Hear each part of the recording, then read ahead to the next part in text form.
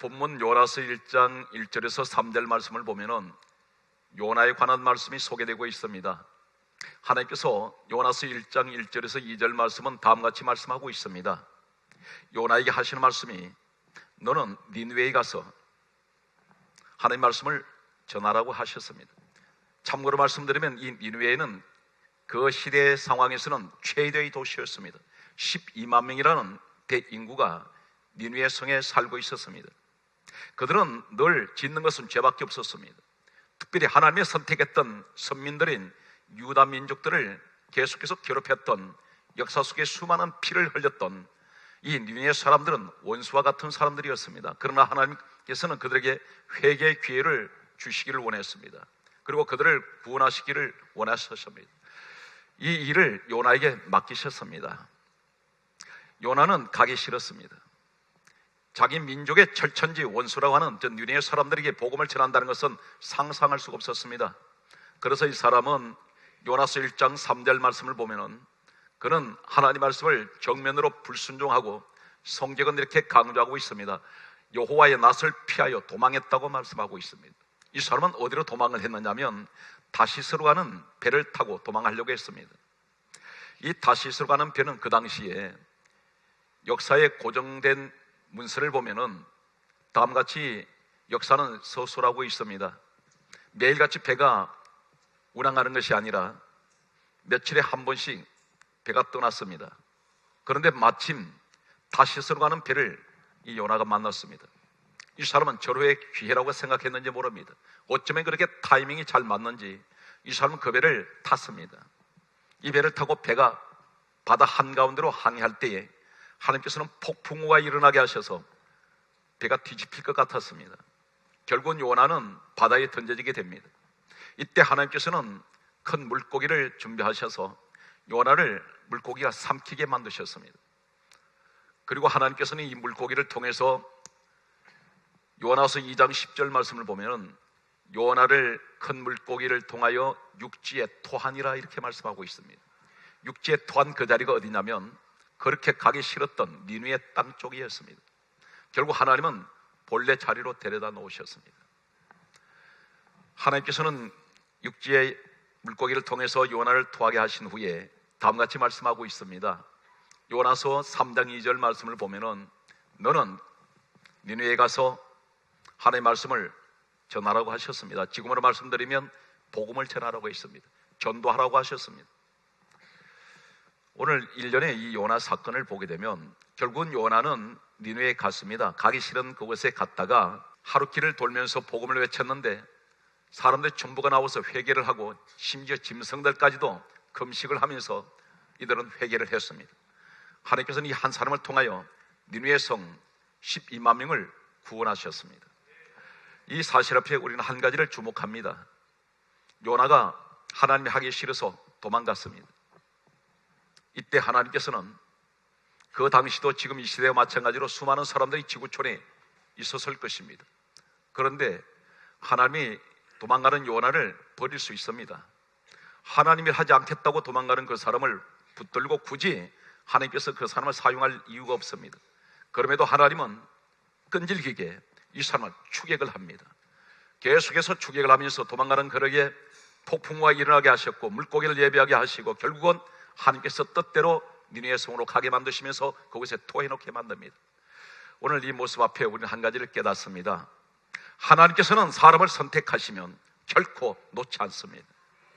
잘못합니다. 불순종합니다. 요나처럼 하나님 앞에 정면으로 그런 하나님이 하기 싫어서 도망가도 하나님께서 끝까지 포기하지 아니하시고 버리지 아니하시고 그를 붙들어다가 다시 서시는 우리 하나님, 오늘 이 시간은 무엇을 말씀한지 아십니까? 우리 날마다 넘어집니다. 하루도 쉴 사이 없이 입으로 많은 죄를 짓습니다. 많은 실수도 거듭합니다. 때때로는 자기 자신이 너무나 허약하고 연약한 모습 앞에 스스로 무너질 때가 있습니다.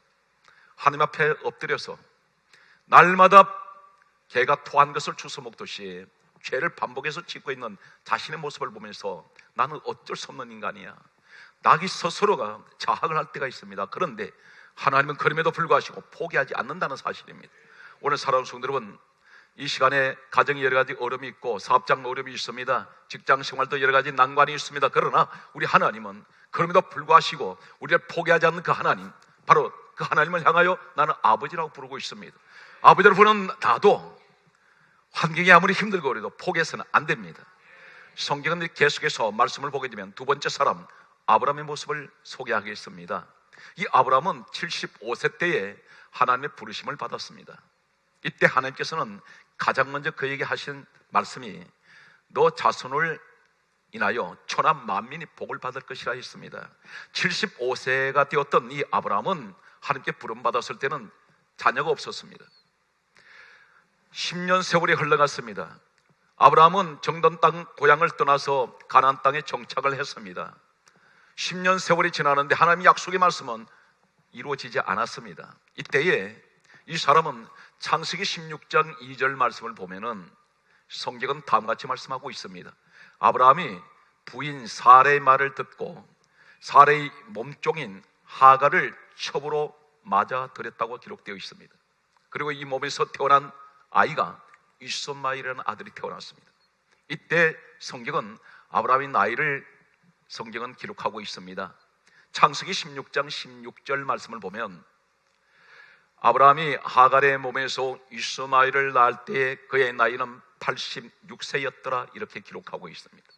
75세에 부르심받았던 아브라함은 86세 때에 사레의 말을 듣고 사람의 말을 듣고 하나님의 말씀을 이 사람 버려버리고 사람의 말을 듣고 이스마엘이라는 아들을 첩의 몸인 하갈 몸에서 태어났을 때 만 10년 세월이 흘렀습니다.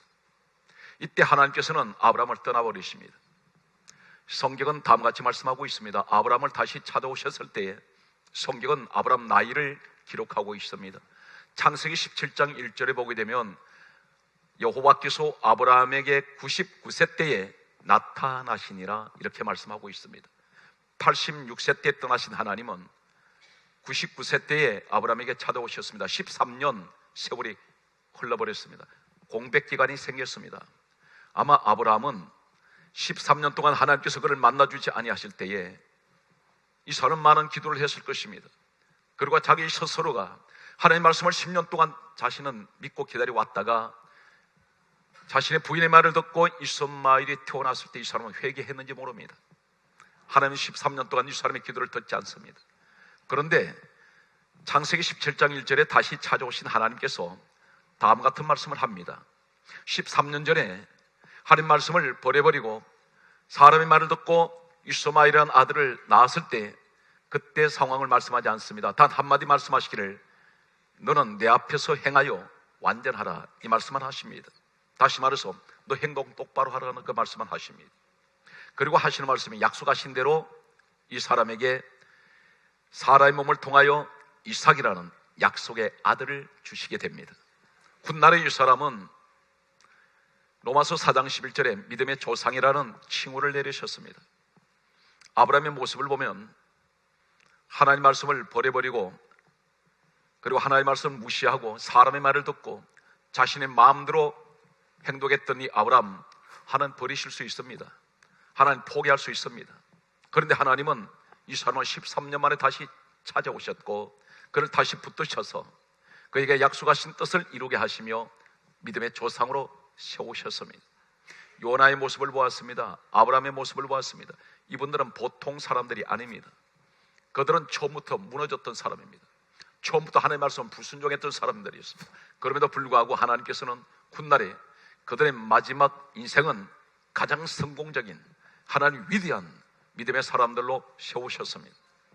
저는 여러분에게 말씀드립니다. 인생을 중간 결산을 하지 마십시오. 지금 우리는 진행형입니다. 앞으로 지금까지 살아온 날보다도 더 많은 세월 속에 우리는 어떤 꿈을 펼칠지 모릅니다. 하나님이 어떤 일을 행하실지 모릅니다.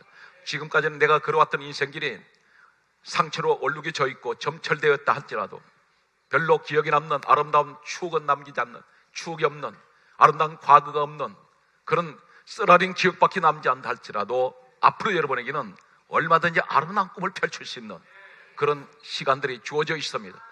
절대 중간 결산하지 마십시오. 우리는 절대 마지막 이 땅을 떠날 때 결산을 해야 합니다. 따라하세요. 포기하지 맙시다. 크게 따라하세요. 하나님, 내 아버지가 계십니다. 야곱을 소개하겠습니다. 야곱을 가리켜서 이사야 41장 14절은 하나님께서 이 사람에게 한 가지 별명을 주셨던 것이 지렁이 같은 너 야곱아, 버러지 같은 너 야곱아, 이렇게 부르셨던 이 야곱은 수단과 방법을 가리지 않고 세상을 살았던 사람이었습니다. 이 사람은 어머니 리브가 몸속에서 쌍둥이로 태어나게 됩니다. 그의 형은 간발의 차이로 태어났던 쌍둥이 형 예스가 있었습니다. 그런데 둘째로 태어나는 이 야곱과 어머니 뱃속에서 두 형제가 서로 싸웠습니다. 이삭 아버지가 이 사실을 알고 하나님께 다음과 같은 기도를 했습니다. 두 아이가 태중에서 싸우고 있습니다. 그렇게 기도를 했더니 하나님께서 이 이삭 야곱의 아버지한테 가르쳐 주시기를 첫째가 둘째를 섬길 것이라고 말씀했습니다. 이미 야곱은 태어나기 전부터 하나님께서 세우시기로 정해진 사람이었습니다. 둘째가 바로 야곱입니다. 그런데 야곱은 태어나면서부터 항상 이 사람은 사기꾼 기질을 가지고 있었고 항상 형 에서의 장자권을 늘 빼앗으려고 하는 그런 마음으로 가득 차 있었습니다. 눈이 어두워진 아버지 이삭을 형 에서의 모습으로 변장을 하고 형 에서의 장자권 축복을 받아내기 위해서 아버지에게 앞에 나아갑니다. 아버지 이삭이 묻습니다. 너는 누구냐? 이렇게 물었더니 제가 에서입니다. 그렇게 말합니다. 이때 이삭 아버지가 하는 말이 음성은 야곱의 음성이로되 손은 에서의 손이로다. 이렇게 말합니다. 손이 왜 에서의 손으로 착각을 했느냐면 이 에서는 털이 많은 사람이었습니다. 그래서 염소털로 이 사람은 위장을 했습니다. 그래서 아버지가 눈이 어두워서 보지 못할 때에 그 몸을 만져보고 이 야곱을 에서인 줄 알고 장자 축복을 내립니다. 유대의 관습은 조상이 축복하면 바로 그대로 이루어지는 그런 관습이 있었습니다. 이 사람은 아버지를 속입니다. 다시 말해서 좀 거칠게 얘기한다면 아버지를 사기쳤습니다. 아버지한테 거짓말했습니다. 형 에서의 장자권을 얼마나 탐을 내느냐면 이 사람이 집에서 죽을 쓰고 있을 때에 형 에서가 밖에서 사냥을 하고 돌아왔을 때 시장에 있습니다. 그때 동생 야곱이 죽을 쓰고 있는 것을 보고 하는 말이 그 붉은 것을 나로 좀 먹게 해달라고 말합니다. 이때에 야곱은 항상 계산적이었고 조건부였습니다. 형 에서의 장자권을 내게 파시오. 그러면 내가 죽을 주겠다 했습니다. 결국 에서는 죽 한 그릇에 자신의 장자권을 동생 야곱에게 팔아버렸습니다. 이러한 한 사람 야곱이 하나님께서 태어나기 전부터 지명을 했고 택하시고 쓰시려고 했는데 이 사람 변화가 되지 않습니다. 세월은 무려 이 사람이 하란이라는 곳에 가서 20년 세월을 지난 동안 이 사람은 전혀 변화된 모습이 아니었습니다. 늘 세상 모습 그대로 가지고 있을 때에 이 사람의 창세기 32장 24절 말씀 보게 되면 야복이라는 나루터에 홀로 앉아있을 때가 있었습니다. 인생의 밤은 깊어갑니다. 밤이 점점 깊어갈 때에 성경은 다음과 같은 말씀을 하고 있습니다. 야곱이 홀로 남았더니 어떤 사람이 야곱과 씨름하다가 이렇게 성경은 기록하고 있습니다. 이 짤막한 내용 속에 한 가지가 대단히 중요한 대목이 보입니다. 말씀이 없습니다. 하나님께서 아무 말씀 없이 야곱을 치고 들어왔습니다. 이 치고 들어온 이 사람이 누구냐면 호시아 12장 4절은 다음같이 말씀하고 있습니다. 야곱과 싸움을 했던 그 상대는 천사였습니다. 천사는 성경은 이렇게 강조하고 있습니다. 히브리서 1장 14절에 모든 천사들은 하나님의 부리는 영이라고 했습니다. 하나님께서 보내셨습니다. 다시 말해서 하나님께서 보내신 이 천사는 하나님께서 오셨다는 것을 의미하고 있습니다. 하나님께서 야곱을 쳤습니다. 말씀이 없습니다. 우리의 모습이 어떤 모습이냐면 그동안 수없이 예배를 통해서 많은 말씀을 들어왔습니다. 그런데 전혀 변화가 안 됩니다. 이때 하나님께서는 말씀을 들어서는 안 되겠다고 생각하십니다. 그래서 바로 행동으로 옮기시면서 하나님께서 쳤습니다. 이때 야곱의 환도뼈는 위골되어 버렸습니다. 뼈가 빠져버렸습니다. 나가 떨어진 상태에서 묻습니다. 너 이름이 무엇이냐? 야곱입니다. 몰라서 물으실까요? 야곱입니다 하는 말이 무슨 말이냐면 나는 사기꾼입니다. 나는 수단과 방법을 가리지 않고 인생을 살아왔습니다. 이러한 의미가 포함되어 있습니다. 이때 하나님께서 말씀하시기를 너는 이제부터 야곱이라 하지 말고 이스라엘이라 하라, 이렇게 말씀하셨습니다. 이 모습 속에서 우리는 한 가지를, 역시 요나, 아브라함 그리고 야곱의 모습 속에서 한 가지를 또 깨닫습니다. 야곱 포기하실 수 있습니다. 하나님 버려버리실 수 있습니다. 사람은 얼마든지 있습니다. 하나님께서 그분이 잡으시면 얼마든지 능력 있는 사람으로 설 수 있습니다. 지혜가 부족하면 지혜도 주시면 됩니다. 그런데 야곱을 포기하지 않습니다. 하나님께서는 이 야곱은 야복나루터에서 환도뼈로 인해서 성경은 강조하고 있습니다. 이 사람은 절룩거렸다라고 말씀합니다. 하나님 만난 흔적은 그런 장애자가 되게 됩니다. 이러한 모습 속에서 하나님께서 한번 선택하시면 끈질기게 추격하시면서 나를 계속해서 따라오신다는 사실입니다. 놓치지 않습니다. 한 가지 기억하십시오. 여러분, 우연히 어쩌다가 성경에 말씀 우리가 굳이 언급하지 않아도 내가 내 생각으로 교회에 왔으니 내가 지금 내 마음대로 지금 예배 드리고 있다, 오해하지 마십시오. 성경은 이렇게 강조합니다. 내가 너를 부르지 않으면 내 앞에 올 자가 없다고 말씀합니다. 하나님이 부르심 때문에 오셨습니다. 여러분 전부 다 선택받았습니다. 하나님이 여러분이 어떤 자리에 있든지 결코 포기하지 않습니다. 그렇다면 우리도 생활 환경을 포기해서는 안 됩니다. 반드시 우리는 꿈을 가지고 있기 때문에 이 꿈을 이루어 나가시는 이 시간 여러분들이 되시기를 주의 손으로 축복합니다. 성경 말씀을 보면 모세라는 사람이 있습니다. 모세는 나이 40세 때에 왕자로 있다가 이 사람은 출애굽기 2장 12절에 사람을 때렸는데 죽었습니다. 살인자가 되었습니다. 지명수배를 받습니다. 이 사람은 미디안이라는 지옥의 사막으로 도망을 쳤습니다. 이곳에서 40년을 지내는 그는 나이 80이 되었습니다. 이제는 이 사람은 다시는 회생할 수가 없습니다. 일어날 수가 없습니다. 꿈을 접어야만 했습니다. 이 사람 주변에는 아무도 돕는 사람이 없었고 가진 재물, 세상 권력, 세상 지식 아무것도 없습니다. 전무한 상태입니다. 이때 하나님께서는 40년 광야 사막에서 이제는 쓸쓸하게 이렇게 살다가 마지막 여생을 마쳐야 되겠다는 생각을 하고 있는 이 모세에게 출애굽기 3장 1절 이하의 말씀 보게 되면 하나님께서 찾아오셨습니다. 그리고 이름을 부르셨습니다. 하나님의 이름을 기억하셨습니다. 실패자입니다. 하나님 이 사람 다시는 안 설 수 있습니다. 이 사람은 나이 40세까지 사람을 왕자로 쓸 때 죽였을 때에 이 사람은 출애굽기 2장 12절을 강조합니다. 적극적인 사람이었습니다. 굉장히 충동적입니다. 굉장히 혈기가 많았던 사람입니다. 이 사람은 앞뒤 가리지 않습니다. 성격이 대단히 단순했던 사람이었습니다. 그리고 자신의 권력만 믿고 행동했던 사람이었습니다. 이 사람은 육신적인 힘만 의지했던 사람이었습니다. 나이 40세 젊음이 있었습니다. 이 사람을 실패해버렸습니다. 하나님께서는 이 사람을 안 설 수 있습니다. 그런데 하나님은 이 사람을 붙들어서 민족의 대지도자, 40년 광야의 대지도자로 모세를 세우시게 됩니다. 사랑하고 존경하는 우리 사랑하는 성도 여러분, 인생은 힘들고 어렵더라도 결코 포기하지 말고 낙심하지 마십시오. 수많은 난관이 있습니다. 그러나 그 난관을 여러분 육상 경기가 허들 경기가 있습니다. 많은 장애물을 뛰어넘어갑니다. 하나 넘어갔더니 또 기다리고 있습니다. 우리 인생은 마치 허들 경기하는 것과 똑같습니다.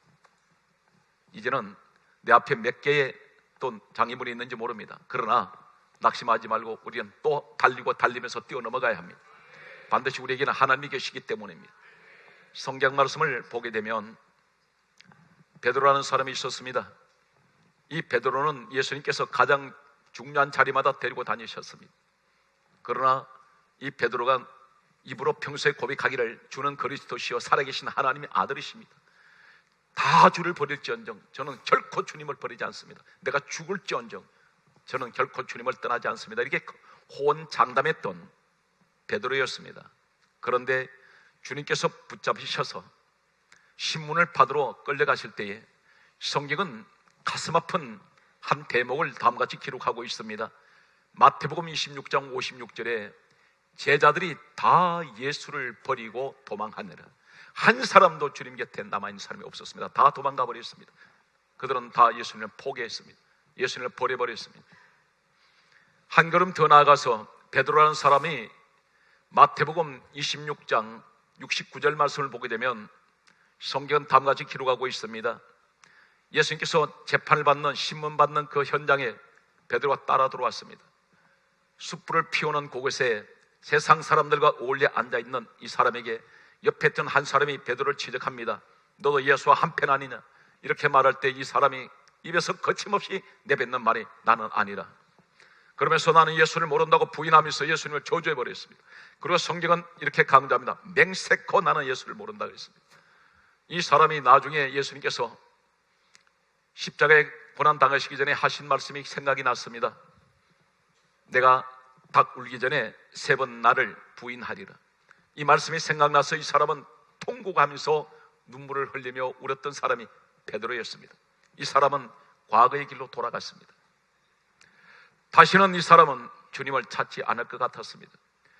과거에 예수님 만나기 전에 어부 직업을 하기 위해서 고기 잡으러 떠나간 그런 바닷가에서 고기를 잡고 있었습니다.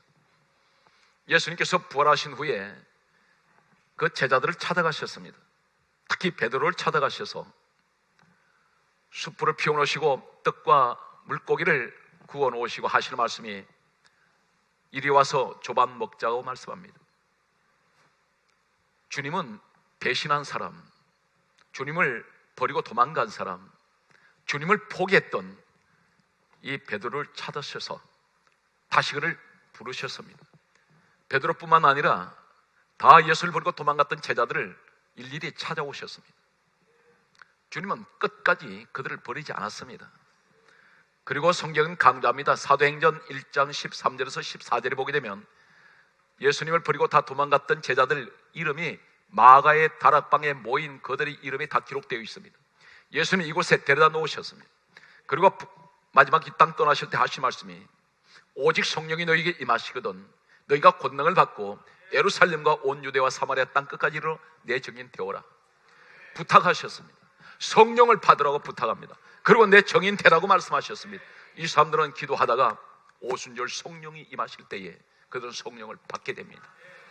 예수님을 모른다고 부인했고 예수님을 저주하며 맹세했던 이 베드로는 성령 받고 난 후에 하루에 3,000명, 5,000명을 주님께로 전도했던 사람이 바로 베드로입니다.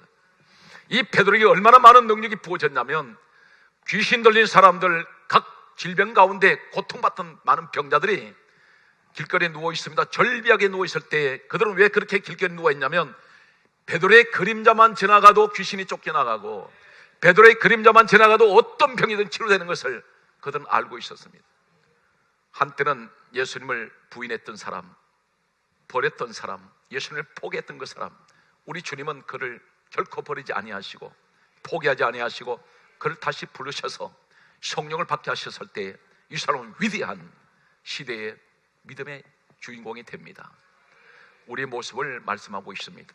무엇을 힘들어 하십니까? 쉽게 포기하지 마십시오. 반드시 넘어지면 그만큼 강해질 수가 있습니다. 말씀을 정리하겠습니다. 성경 말씀을 보게 되면 이사야 49장 14절에서 16절은 다음과 같은 말씀이 기록되어 있습니다. 사람이 말하기를 여호와께서 나를 버리시고 나를 잊어버리셨는가 보다. 자신이 생각할 때 하나님 나를 버리셨습니다. 하나님 나를 잊어버리신가 보다. 이렇게 이 사람이 말할 때에 하나님께서 이렇게 말씀합니다.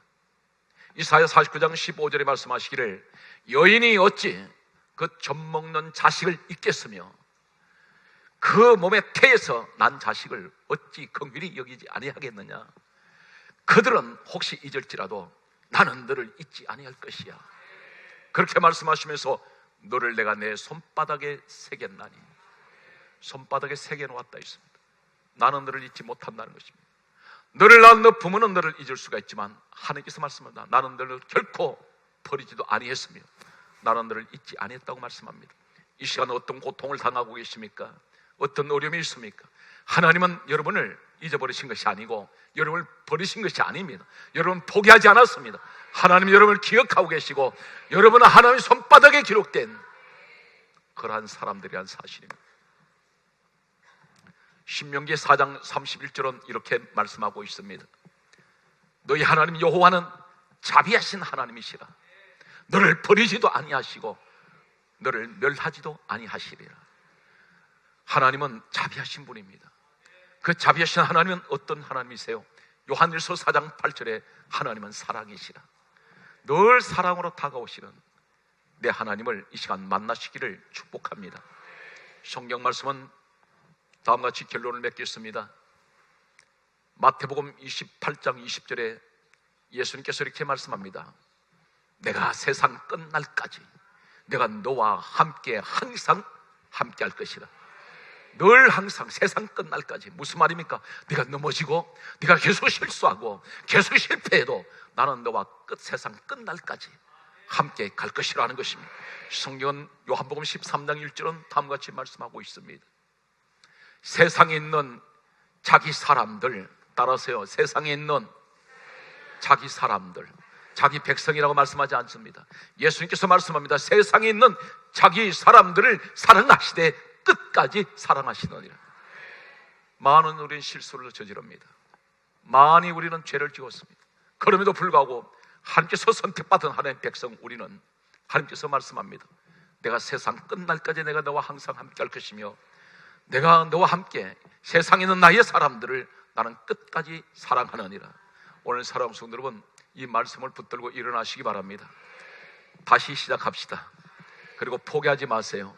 우리 하나님은 결코 여러분을 포기하지 않습니다. 오늘 또 여러분 이 한 주간 범사위에 늘 여러분 가시는 곳곳마다 놀라운 하나님 역사가 함께 하시기를 주의 이름으로 축복합니다.